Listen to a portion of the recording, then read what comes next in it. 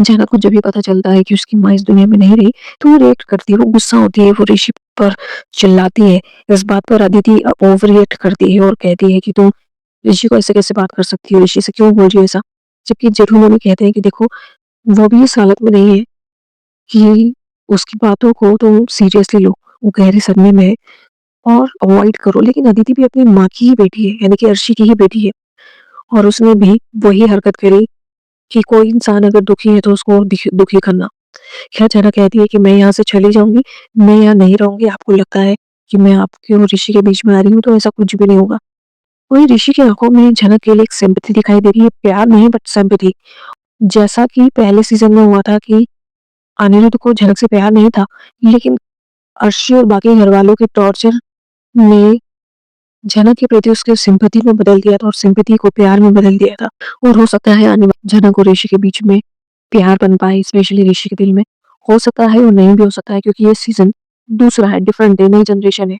क्योंकि पुरानी जनरेशन में सृष्टि जो है वो ये प्रूव करना चाहती थी अपनी बेटी को कि तुम किसी भी हालत में जनक से जीत नहीं सकती हो। लेकिन यहाँ पर अर्शी अपनी बेटी को कहती है कि सब छोड़ो, दूसरे लड़के को ढूँढो, उससे शादी करो।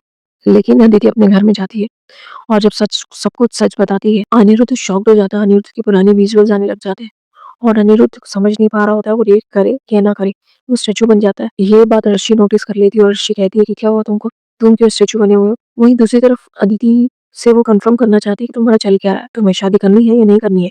अदिति कहती है मैं करना चाहती हूँ शादी, फिलहाल वो उस लड़की के चक्कर में बिज़ी है। लेकिन तब अर्शी कहती है कि इसके झंझटों से दूर हटो, दूसरा लड़का ढूँढो।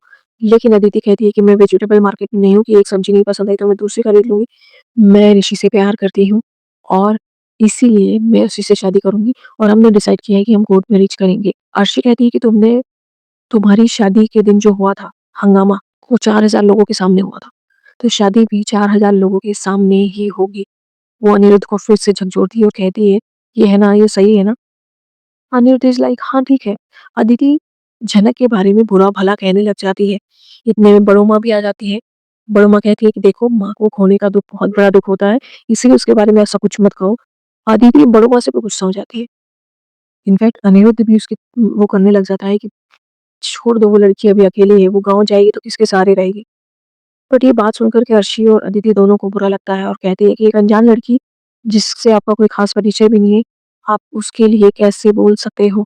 तो अदिति धीरे-धीरे अर्शी की तरह टॉक्सिक होती जा रही है और मुझे तो ऐसा लगता है ये अदिति नहीं, ये सीधे सृष्टि मुखर्जी बन जाएगी। लेकिन उससे भी शॉकिंग एक चीज़ हुई है दोस्तों, झनक रात के अंधेरे में ऋषि का घर छोड़ के जा रही है।